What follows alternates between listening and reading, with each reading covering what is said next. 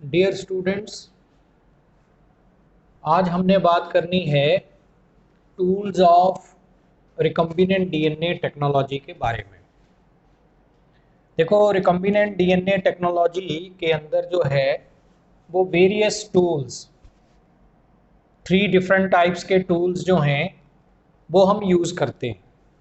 And these tools are enzymes, cloning vectors and competent host. ये 3 different type के हमारे पास क्या हैं, टूल्स हैं which are used in recombinant DNA technology. अब इन टूल्स में से अभी जो हम पहले बात करेंगे वो किसके बारे में? सबसे पहला जो टूल है that is enzyme. Recombinant DNA technology के अंदर अलग अलग तरह के कई एंजाइम्स जो हैं वो डिफरेंट स्टेप्स के ऊपर यूज होते हैं। हम एक एक करके उन सारे एंजाइम्स की बात करेंगे। First of all, these enzymes which are useful in recombinant DNA technology, इनमें से सबसे पहले नंबर पे जो आते हैं दे आर लाइजिंग एंजाइम्स।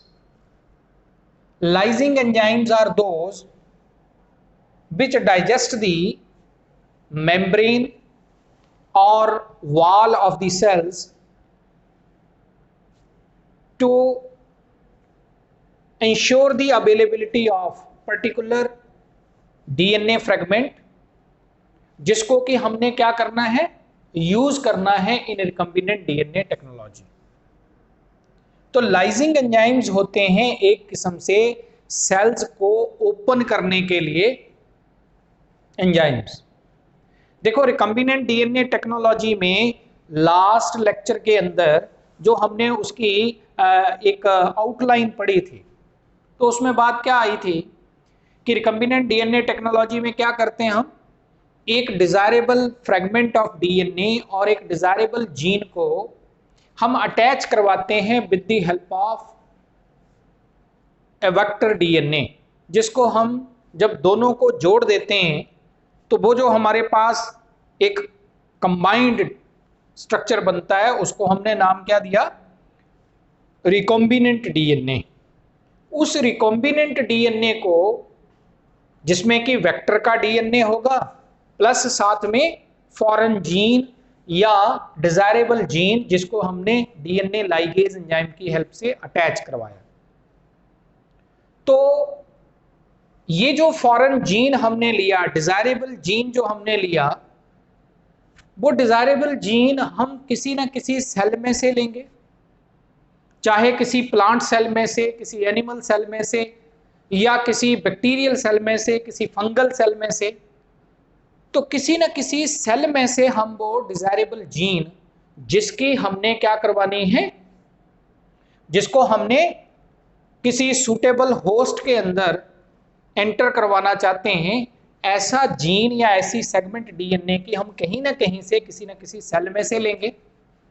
हालांकि आज हम आर्टिफिशियली भी डीएनए सिंथेसाइज कर सकते हैं, लेकिन नॉर्मली जो है वो हम ऑलरेडी जो हमारे पास अवेलेबल ऑर्गेनिजम्स हैं उनके सेल्स में से जीन जो हैं वो एक्सट्रैक्ट करते हैं।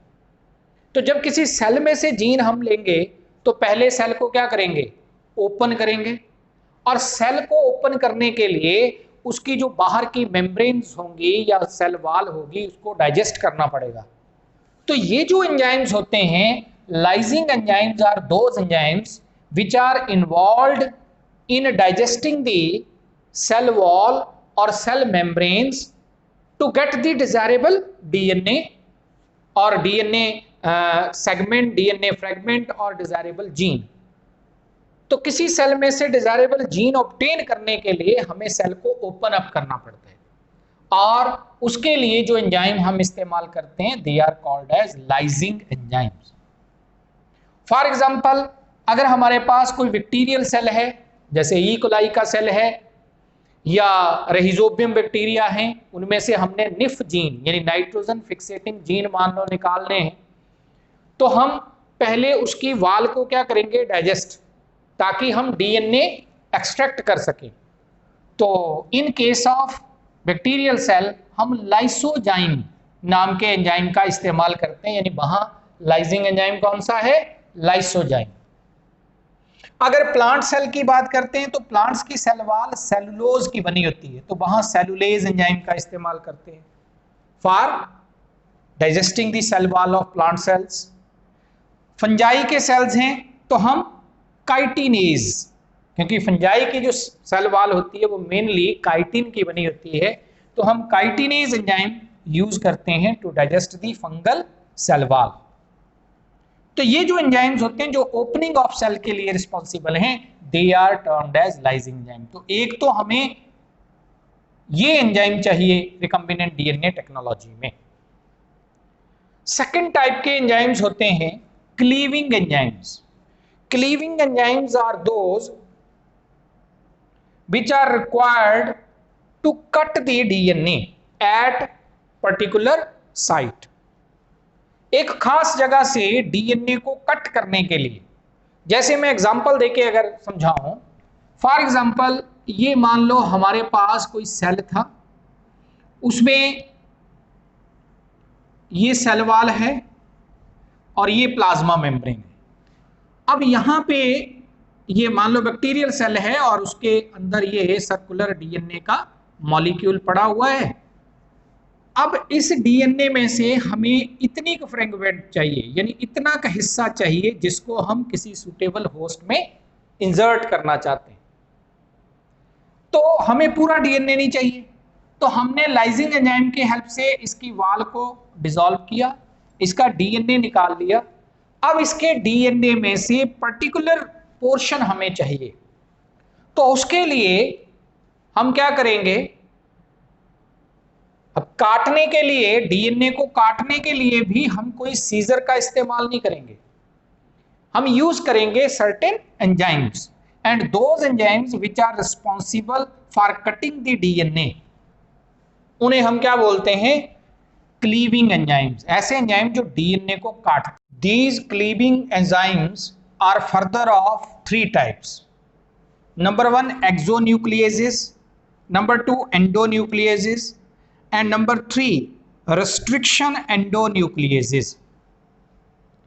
अब ये जो एक्सोन्यूक्लियेसेस काइंड के क्लीविंग एंजाइम्स हैं, ये क्या करते हैं? ये डीएनए को एक टर्मिनल एंड से, हम देखते हैं, देखो डीएनए के दो स्ट्रैंड्स होते हैं। One strand runs from 3' end to 5' end to 3' end, and the another runs from 3 to 5' end। अब जो एंजाइम्स, क्लीविंग एंजाइम डीएनए को एक एंड से कट करते हैं, उसमें न्यूक्लियोटाइड्स को एक एंड से कट करते हैं और सिर्फ एक स्ट्रैंड पर ही एक्ट करते हैं, दोनों पर नहीं। या तो इस स्ट्रैंड पर एक्ट करेंगे या इस पर, एट ए टाइम दोनों पर एक्ट नहीं करेंगे। लेकिन जब भी रिमूव करेंगे न्यूक्लियोटाइड को तो टर्मिनल एंड से रिमूव करेंगे, एक साइड से रिमूव करेंगे। तो ऐसे रिस्ट्रिक्शन, ऐसे क्लीविंग एंजाइम्स को क्या बोलते हैं? एक्सोन्यूक्लियेसेस। सेकंड आगे एंडोन्यूक्लियेसेस। Endonucleases are those cleaving enzymes which cut the DNA at any region except the terminal ends। यानी यहां एंड्स को छोड़ के, टर्मिनल एंड्स को छोड़ के बीच में से कहीं से जो कट करें डीएनए को, और ये भी एक्ट करते हैं मोस्टली ऑन सिंगल स्ट्रैंड, एक के ऊपर ही एक्ट करते हैं, एक ही स्टैंड पर कट करेंगे। यानी जैसे मान लो यहां से कट किया तो बस इसी के ऊपर एक्ट किया, दूसरे को ये कट नहीं करेंगे। तो these enzymes which cut the DNA at any point other than the terminal region, and they also act on the single strand of DNA. तो इनको हम क्या बोलते हैं? एंडोन्यूक्लियेसेस। ये एक्सोन्यूक्लियेसेस एंड एंडोन्यूक्लियेसेस, ये दोनों मोस्टली यूज नहीं होते रिकम्बिनेंट डीएनए टेक्नोलॉजी में। अब आगे थर्ड जिनको हम बोलते हैं restriction endonucleases. Restriction endonucleases, these are the enzymes which cut the DNA at specific site on both the strands। ये डीएनए डुप्लेक्स के ऊपर एक्ट करते हैं, यानी दोनों स्ट्रैंड्स डीएनए के जो होते हैं उनके ऊपर ये एक्ट करते हैं। And they cut the DNA at specific sites on both the strands and produce sticky ends. ये स्टिकी एंड्स पैदा करते हैं, they produce sticky ends, blunt ends पैदा नहीं करते। अब इसको समझाने के लिए मैं थोड़ा सा ये बता देता हूं कि एग्जाम्पल के तौर पे मैं जैसे ये एक डीएनए, ये डीएनए डबल स्टैंडर्ड डीएनए है। अब जैसे यहां पे ये बनाया था GAATTC, यानी ये न्यूक्लियोटाइड्स हैं एक स्ट्रैंड के ऊपर और दूसरे स्ट्रैंड के ऊपर न्यूक्लियोटाइड्स हैं इसके कंप्लीमेंट्री, यानी यहां क्या आ जाएगा C, A के सामने T यानी थायामिन, यहां एडिनिन एडिनिन और ये गुआनिन, साइटोसिन के सामने गुआनिन। तो ये हमारे पास एक डीएनए का स्ट्रैंड है, डबल स्टैंडर्ड डीएनए है। अब देखो रेस्ट्रिक्शन एंडोन्यूक्लियेज एंजाइम जो होते हैं, मैं क्या बोल रहा हूं कि they are the enzymes which produce sticky ends. ये स्टिकी एंड्स पैदा करते हैं और दोनों स्ट्रैंड्स के ऊपर एट ए टाइम एक्ट करते हैं। अब एक एंजाइम है जिसका नाम है इको R1, ये एंजाइम है। ये हमेशा जब अप्लाई करते हैं हम डीएनए के ऊपर तो ये डीएनए को यहां बिटवीन ग्वानिन एंड एडिनिन, इन दो न्यूक्लियाइड्स के इन बिटवीन जो है ये क्या करता है, कट करता है इसको। तो इस स्टैंड में जी और ये है और इसमें ये है, तो इसको यहां से काटेगा।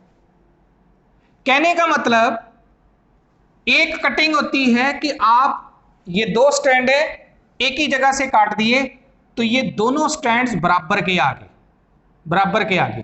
ऐसे एंड्स को बोलते हैं ब्लंट एंड्स, ब्लंट एंड्स। लेकिन अगर मान लो एक स्ट्रैंड को तो काट रहे हैं हम यहां से और दूसरे को काट रहे हैं यहां से, तो होगा क्या, इसका ये पोर्शन और इसका ये पोर्शन ये कट ऑफ हो गए। तो ये जो कट एंड हैं ये अलग अलग जगह से हैं, तो हमारे पास जो रिजल्टेंट डीएनए आया वो ऐसा आया, यानी ये चीज ये आ गया। अब इसका कटा हुआ एंड ऊपर वाले स्ट्रैंड का अलग जगह है और दूसरे वाले का अलग जगह है, दोनों एक दूसरे के पैरेलल नहीं लाई कर रहे। अगर पैरेलल लाई कर रहे हैं तो इनको बोलेंगे ब्लंट एंड्स, और अगर ये डिफरेंट प्लेसेस पे लाई कर रहे हैं, एक दूसरे के पैरेलल लाई नहीं कर रहे, तब इनको क्या बोलते हैं, sticky ends. And sticky ends are required for joining the DNA segments with the help of DNA ligase. आगे चल के डीएनए लाइगेज एंजाइम जब हम जोड़ने की बात करेंगे रिकॉम्बिनेंट डीएनए बनाने के लिए, तो ये स्टिकी एंड्स जो हैं ये हेल्प करते हैं डीएनए लाइगेज की एक्टिविटी में। तो इसलिए ये जो रेस्ट्रिक्शन एंडोन्यूक्लियेज एंजाइम्स होते हैं, दे कट द डीएनए, और डीएनए के कौन से stand, both the stands of DNA at specific positions to produce sticky ends. जबकि जो दूसरे हैं यानी कि एक्सोन्यूक्लियेजेस एंडोन्यूक्लियेजेस, वो दोनों स्टैंड पर एट ए टाइम एक्ट ही नहीं करते, वो सिंगल स्टैंड पर एक्ट करते, तो इसलिए उनका यूज नहीं होता। हमें रिकॉम्बिनेंट डीएनए टेक्नोलॉजी में क्या चाहिए, हमें चाहिए स्टिकी एंड्स वाले दोनों स्ट्रैंड्स डीएनए के, इसलिए हम रेस्ट्रिक्शन एंडोन्यूक्लियेजेस का इस्तेमाल करते हैं। इनको मॉलिक्यूलर सीजर्स भी बोलते हैं या मॉलिक्यूलर नाइफ्स या केमिकल नाइफ्स भी बोलते हैं इनको हम। और ये जो रिस्ट्रिक्शन एंडोन्यूक्लियेजेस हैं, फर्दर इनकी 3 टाइप्स होती हैं, इनकी आगे 3 टाइप्स होती हैं रिस्ट्रिक्शन एंडोन्यूक्लियेजेस की। उनमें से इनको नाम क्या देते हैं हम? टाइप 1 के रिस्ट्रिक्शन एंडोन्यूक्लियेजेस, टाइप 2 के रिस्ट्रिक्शन एंडोन्यूक्लियेजेस एंड टाइप 3 के रिस्ट्रिक्शन एंडोन्यूक्लियेजेस।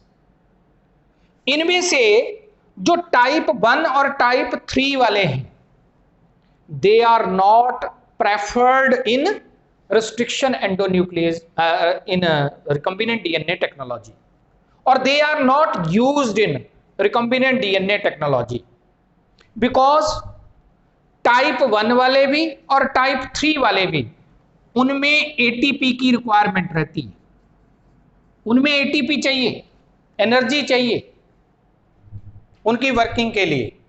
लेकिन in case of second type restriction endonucleases, जो सेकंड टाइप के रिस्ट्रिक्शन एंडोन्यूक्लियेजेस होते हैं, they do not require ATP, वहां पे कोई एटीपी नहीं चाहिए उनकी वर्किंग के लिए, और ये सिंपल होते हैं, सिंगल यूनिट के बने होते हैं, जबकि टाइप 1 वाले 3 सब यूनिट्स के बने हैं, टाइप 3 वाले 2 सब यूनिट्स के बने हैं, और उन दोनों का टाइप 1 एंड टाइप 3 इनका इस्तेमाल नहीं होता, उन दोनों में एटीपी की जरूरत होती है। यहां सिर्फ मैग्नीशियम आयंस चाहिए, Mg2+, मैग्नीशियम आयंस की रिक्वायरमेंट होती है सेकंड टाइप वाले रिस्ट्रिक्शन एंडोन्यूक्लियेजेस के लिए फॉर देयर वर्किंग। ठीक है, तो ये सिंपलेस्ट है और इनका इस्तेमाल होता है रिस्ट्रिक्शन एंडोन्यूक्लियेजेस के तौर पे इन दी रिकॉम्बिनेंट डीएनए टेक्नोलॉजी। ठीक है, अब आते हैं इनका नॉमेनक्लेचर कि ये जो एंजाइम्स होते हैं रिस्ट्रिक्शन एंडोन्यूक्लियेजेस, इनका नाम कैसे रखते हैं, इनका नॉमेनक्लेचर जो है रिस्ट्रिक्शन एंडोन्यूक्लियेजेस का, ये हम कैसे करते हैं। तो इनका नाम रखने के लिए पहली तो बात, ये प्रोकैरियोट्स में मिलते हैं, मोस्टली बैक्टीरियल सेल्स के अंदर मिलते हैं और डिफरेंट स्ट्रेन्स ऑफ बैक्टीरिया के अंदर मिलते हैं।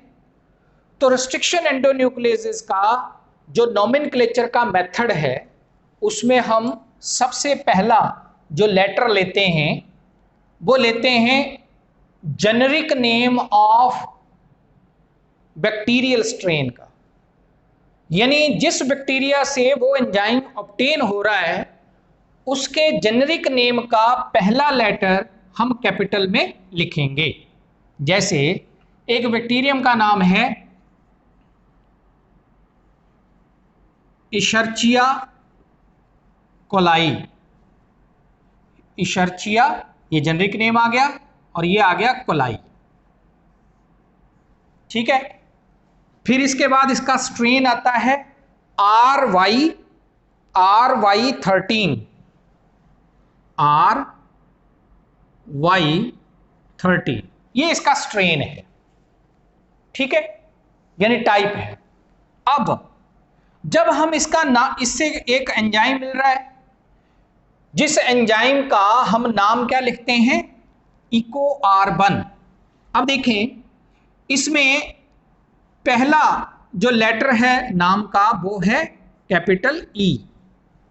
E denotes for generic name, Escherichia, Escherichia का हमने क्या ले लिया, E। Then 2 letters of specific name, और वो स्मॉल लेटर में लेंगे हम, तो ये आ गया इको, पहले 2 लेटर इसके स्पेसिफिक नेम के।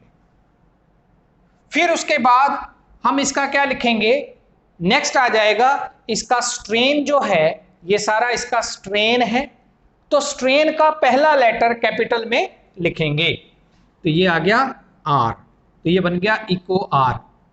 और अब हम लिखेंगे order in which this enzyme is isolated from the Escherichia coli, Escherichia coli से किस ऑर्डर में ये एंजाइम एक्सट्रैक्ट हुआ वो ऑर्डर हम लिखेंगे। तो ये पहले नंबर पे एक्सट्रैक्ट हुआ इसलिए 1, तो ये बन गया इको R1।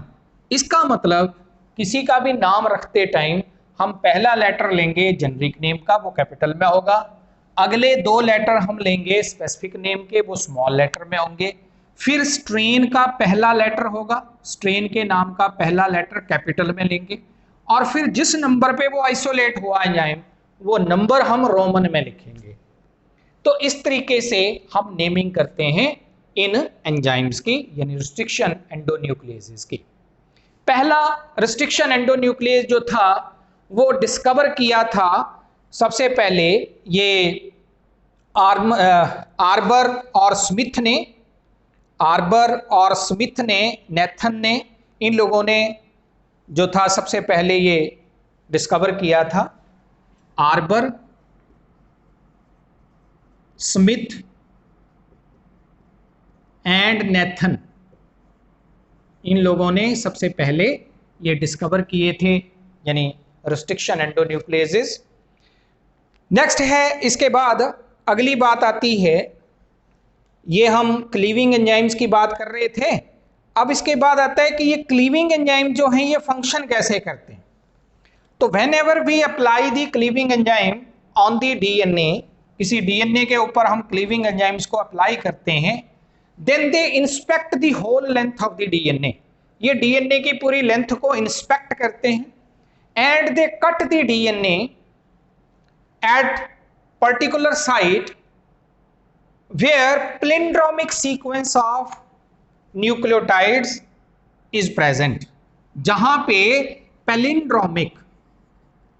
पैलिंड्रोमिक सीक्वेंस होती है न्यूक्लियोटाइड्स की, वहां से ये स्पेसिफिक जगह के ऊपर डीएनए को काटते हैं और दोनों स्ट्रैंड्स को एट ए टाइम काटते हैं in between the same nucleotides. जैसे यहां जी और ए के बीच में, तो यहां भी जी और ए के बीच में, तो खास जगह से ये दोनों स्ट्रैंड्स को काटेंगे, और वो एरियाज कहां लाई करते हैं, इन दी पैलिंड्रोमिक सीक्वेंसेस। ठीक है, अब पैलिंड्रोमिक डीएनए सीक्वेंसेस क्या होती हैं, तो palindromes are certain English words which have same spellings in forward as well as in backward direction, like word Malayalam. Malayalam word में अगर हम देखें तो स्पेलिंग जो होते हैं वो सेम होते हैं,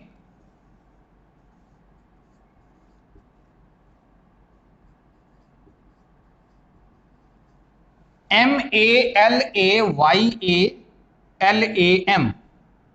अब इसको अगर इधर से देखें तो इधर से भी MALAYALAM, सेम स्पेलिंग है पीछे से आगे से।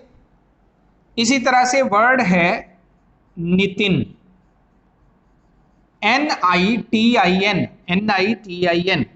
ऐसे जो वर्ड्स होते हैं इनको हम पैलिंड्रोमिक वर्ड्स बोलते हैं। ऐसा ही अगर हमारे डीएनए में हम देखें तो रेपिटेटिव डीएनए के अंदर क्या मिलता है, कहीं कहीं ऐसी सीक्वेंसेस हमें मिलती हैं दोनों स्टैंड्स ऑफ डीएनए के ऊपर, जिसमें अगर हम फॉरवर्ड डायरेक्शन में पढ़ें एक स्टैंड पर और दूसरे में बैकवर्ड डायरेक्शन में पढ़ें तो सेम सीक्वेंस ऑफ न्यूक्लियोटाइड्स होती है। जैसे यहां देखें GAATTC, 5 से 3 ट्राइमेंट की तरफ, यानी हम फॉरवर्ड डायरेक्शन में पढ़ रहे हैं, लेकिन दूसरे पर बैकवर्ड डायरेक्शन में है वो 5 से 3 ही, लेकिन बैकवर्ड डायरेक्शन हो जाएगी, अपोजिट डायरेक्शन हो जाएगी। तो यहां भी GAATTC। तो ऐसी जो सीक्वेंस होगी उसे हम पैलिंड्रोमिक सीक्वेंस ऑफ न्यूक्लियोटाइड्स बोलेंगे, और हमेशा रिस्ट्रिक्शन एंडोन्यूक्लियेसेस जो होते हैं वो पैलिंड्रोमिक साइट में ही कहीं ना कहीं से काटते हैं। तो इस तरीके से ये एक्ट करते हैं to produce the sticky ends. Next है, इसके बाद अगला आता है कि जब हमने एक सेल को ओपन कर लिया with the help of lysing enzyme, cleaving enzyme की हेल्प से उसके डीएनए को हमने फ्रेगमेंट्स में काट लिया। अब इन फ्रेगमेंट्स को सेपरेट करने के लिए कि हमें पता लग सके कि डिजायरेबल डीएनए या डिजायरेबल जीन किस सेगमेंट में है, तो उसके लिए एक टेक्निक है इलेक्ट्रोफोरेसिस, जेल इलेक्ट्रोफोरेसिस एक टेक्निक आती है, इसके साथ ही जुड़ा हुआ है क्योंकि, तो मैं साथ में बता रहा हूं जेल इलेक्ट्रोफोरेसिस टेक्निक। एक ये जो जेल इलेक्ट्रोफोरेसिस टेक्निक है इसको डिस्कवर किया था जेल इलेक्ट्रोफोरेसिस। देखो एक टिसेलियस नाम के आदमी ने इस टेक्निक को डिस्कवर किया था। और इलेक्ट्रोफोरेसिस हमने जब केमिस्ट्री के अंदर कोलाइडल्स की प्रॉपर्टीज पढ़ी होंगी तो उसमें इलेक्ट्रोफोरेसिस के बारे में भी पढ़ा होगा। इलेक्ट्रोफोरेसिस क्या होती है? इलेक्ट्रोफोरेसिस होती है movement of charged particles, charged colloidal particle. अगर मैं कोलाइड्स की बात करूं तो movement of charged colloidal particles towards the oppositely charged electrodes under the influence of electric current. यानी अगर हम कोई मीडियम ले लें, उस मीडियम के अंदर हम कैथोड एनोड दो इलेक्ट्रोड लगा के और सर्किट कंप्लीट कर दें, इलेक्ट्रिक करंट उसके थ्रू पास करें, और उस मीडियम के अंदर हम कोई कोलाइडल पार्टिकल्स प्रेजेंट हों, तो पॉजिटिवली चार्ज्ड कोलाइडल पार्टिकल्स जो होंगे वो नेगेटिवली चार्ज्ड इलेक्ट्रोड की तरफ, और जो नेगेटिवली चार्ज्ड कोलाइडल पार्टिकल्स होंगे वो पॉजिटिवली चार्ज्ड इलेक्ट्रोड की तरफ मूव करेंगे। तो इलेक्ट्रोफोरेसिस होती है movement of charged particles towards the oppositely charged electrodes under the influence और under the effect of electric current. ये होती है इलेक्ट्रोफोरेसिस। अब डीएनए की जो फ्रेगमेंट्स हैं, due to the presence of phosphate group, DNA negatively charged होगा, इसलिए जो ये डीएनए की फ्रेगमेंट्स आएंगे हमारे पास रेस्ट्रिक्शन एंडोन्यूक्लियस एंजाइम्स की एप्लीकेशन के बाद, उनको हम क्या करेंगे, उनको हम एक मीडियम में डाल देंगे, और मोस्टली ये मीडियम एक जेल ली जाती है जिसको हम एग्रोज जेल कह देते हैं। एग्रोज बेसिकली ये एक सी बीड से मिलने वाला पॉलीसेक्राइड्स का मिक्सचर है, तो उसको हम ले लेंगे यहां एग्रोज जेल को एज मीडियम, जो कि एक पॉलीसेक्राइड्स का मिक्सचर है which is obtained from various sea weeds particularly brown alga वगैरह से। और इसको जो है इसमें हमने डीएनए फ्रेगमेंट्स डाल दी, कोई बड़े साइज की हैं, कोई छोटी लेंथ की हैं, ऐसे अलग अलग साइजेस की डीएनए फ्रेगमेंट्स हैं। और ये हमने इलेक्ट्रोड्स इसके अंदर, अब ये इलेक्ट्रोड्स को हमने सोर्स ऑफ इलेक्ट्रिक करंट से कनेक्ट कर दिया। अब ये जो है ये पॉजिटिवली चार्ज्ड और ये नेगेटिवली चार्ज्ड है मान लो, तो इसके थ्रू जब इलेक्ट्रिक करंट पास होगा तो बीइंग नेगेटिवली चार्ज डीएनए क्योंकि नेगेटिवली चार्ज होता है तो ये मूव करेगा towards the positively charged electrode, उसकी तरफ मूव करेंगे डीएनए फ्रेगमेंट्स। और हम क्या करेंगे, इस एग्रोज जेल के ऊपर हम अप्लाई करेंगे, बाद में अप्लाई करेंगे, जो देखो जो छोटी सेगमेंट्स होंगी, smaller segments will move faster, वो तेजी से मूव करेंगी, and the larger fragments will move slowly. अब कुछ तेजी से कुछ धीरे मूव करेंगी, तो अलग अलग जगह के ऊपर ये फ्रेगमेंट्स जो हैं वो लाई करेंगी इन दी मीडियम। इस मीडियम को हम क्या करेंगे, इसके ऊपर हम अप्लाई करेंगे ethidium bromide, ethidium bromide, Br ethidium bromide, ये हम अप्लाई करेंगे। जब हम ये अप्लाई करेंगे और उसके बाद यूवी रेज से इस एग्रोज जेल को हम क्या करेंगे, एक्सपोज करेंगे। उसमें पहले इथीडियम ब्रोमाइड से ट्रीट किया, फिर उसके बाद यूवी रेज के अंडर जो है इसको एक्सपोज किया, तो क्या होगा, ऑरेंज कलर के बैंड्स, कहीं पे बड़े बड़े कहीं पे छोटे बैंड्स, ऐसे जगह जगह पर हमें बैंड्स जो हैं वो नजर आने शुरू हो जाएंगे डीएनए फ्रेगमेंट्स के। तो इस तरीके से हम जो है, और इस प्रोसेस को क्या बोलते हैं, हम इस प्रोसेस को बोलते हैं यानी staining with ethidium bromide, treating with ethidium bromide, then exposing the agarose gel to UV rays, इसे हम बोलते हैं इल्यूजन, इसको हम इल्यूजन बोलते हैं, it is called as elution. तो ये जो है इस तरीके से हम डीएनए की फ्रेगमेंट्स को जो है वो सेपरेट कर लेते हैं with the help of gel electrophoresis which was developed by Tiselius. अब एक चीज और, हम एंजाइम्स की बात कर रहे थे अभी, क्लोनिंग वेक्टर और कंपिटेंट होस्ट, ये दो टूल्स हमारे रहते हैं एंजाइम्स में। हमने लाइजिंग एंजाइम्स की बात की, फिर हमने क्लीविंग एंजाइम, उसमें एक्सोन्यूक्लियेसेस, एंडोन्यूक्लियेसेस, रेस्ट्रिक्शन एंडोन्यूक्लियेसेस, रेस्ट्रिक्शन एंडोन्यूक्लियेसेस के नोमेनक्लेचर की बात की। उनकी 3 टाइप्स होती हैं, टाइप 1, टाइप 2, टाइप 3। इनमें से टाइप 2 को हम यूज करते हैं क्योंकि इसमें एटीपी की जरूरत नहीं होती, और ये स्टिकी एंड्स पैदा करते हैं in both the strands of DNA, और इनको हम मॉलिक्यूलर सीजर्स भी बोल देते हैं, और इनको हम केमिकल नाइव्स भी बोलते हैं। तो ये नाम इनको दिए जाते हैं। और फिर इनकी एप्लीकेशन के बाद जो डीएनए की फ्रेगमेंट्स आ गई, उनको सेपरेट करने के लिए जेल इलेक्ट्रोफोरेसिस टेक्निक है, उसकी भी हमने बात कर ली। अब हैं अदर टाइप्स ऑफ एंजाइम्स। और कौन से एंजाइम्स हैं जो यूज होते हैं इन recombinant DNA technology?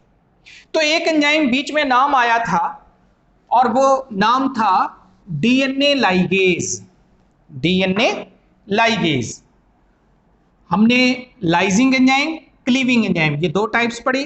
Third type जो है इसमें क्या आ जाएगी, वो है DNA ligase. These enzymes are also known as molecular glue। इनको मॉलिक्यूलर ग्लू भी बोलते हैं। ये गम का काम करते हैं। जैसे हमारे पास ये डीएनए के 2 स्ट्रैंड्स आ गए, मान लो स्टिकी एंड्स वाले, ऐसे ये 2 स्ट्रैंड्स आ गए। अब हमने इसके साथ कोई फॉरेन जीन, या यहां से जो जीन निकाला है हमने उसको जोड़ना है, वेक्टर के डीएनए के साथ हमने जोड़ना है। तो ये स्टिकी एंड्स पर अप्लाई करेंगे हम किसको, मॉलिक्यूलर ग्लू यानी डीएनए लाइगेज को, और इसके साथ ये डीएनए के मॉलिक्यूल हम जोड़ देंगे, तो ये इसके साथ जुड़ जाएंगे। तो DNA ligase acts on the sticky ends which are produced by the action of restriction endonuclease, and they help to join the different segments of DNA at these sticky ends। ये इनका काम होता है, इसलिए इनको हम मॉलिक्यूलर ग्लूज बोलते हैं। फिर आ जाते हैं एक DNA polymerase. DNA polymerase, DNA polymerase, this enzyme is responsible for the synthesis of new DNA or daughter DNA molecules on the daughter DNA molecules on DNA template। DNA के strand के ऊपर, parent strand के ऊपर कोई नए DNA के molecule construct करने में जो हेल्प करता है enzyme, that is called as DNA polymerase enzyme. ठीक है, तो it is helpful in synthesising DNA from DNA template. इसकी डिस्कवरी कॉरेन वर्ग ने की थी, कॉरेन वर्ग नाम के आदमी ने इसकी डिस्कवरी की थी। Then restriction endonuclease, reverse transcriptase, reverse transcriptase.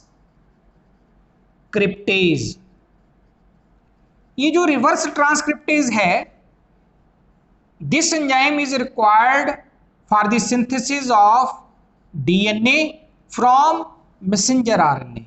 Messenger RNA से डीएनए बनाने में जो हेल्प करता है by the process of reverse transcription, उसे हम बोलते हैं रिवर्स ट्रांसक्रिप्टेज। और इसकी discovery टैमिन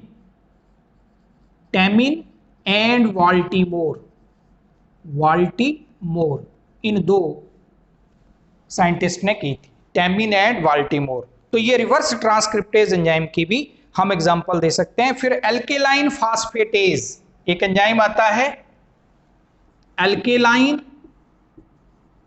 alkaline phosphatase. phosphatase. This enzyme is responsible for the removal of phosphate group, phosphate, from 5' end of DNA. ये डीएनए के 5' एंड से फास्फेट ग्रुप के रिमूवल के लिए रिस्पॉन्सिबल है। अब जिस 5' एंड से फास्फेट ग्रुप रिमूव हो जाएगा, उसके साथ जो है, उसके साथ जो हम ये बात करते हैं कि कोई भी और फ्रेगमेंट डीएनए की हम लाइगेट नहीं कर सकते, यानी डीएनए लाइगेज फिर उस एंड के ऊपर एक्ट नहीं कर पाता। ये इसकी खासियत होती है कि अगर हम किसी डीएनए के 5' एंड के ऊपर नया जो है डीएनए कोई फ्रेगमेंट उसके साथ अटैच नहीं करना चाहते, लाइगेट नहीं करना चाहते, तो उसको ट्रीट करवाएंगे with the help of alkaline phosphatase, ताकि फ्रेगमेंट ऑफ डीएनए जो है वो 5' एंड के ऊपर लाइगेट ना कर सके। तो ये हमने डिफरेंट एंजाइम्स के बारे में बात की है। हम tools of DNA technology, recombinant DNA technology की बात कर रहे थे, उसमें फर्स्ट टूल हमने एंजाइम्स के बारे में पढ़ा है। अब नेक्स्ट लेक्चर में हम बात करेंगे क्लोनिंग वेक्टर्स की एंड कंपिटेंट होस्ट की। Thank you very much.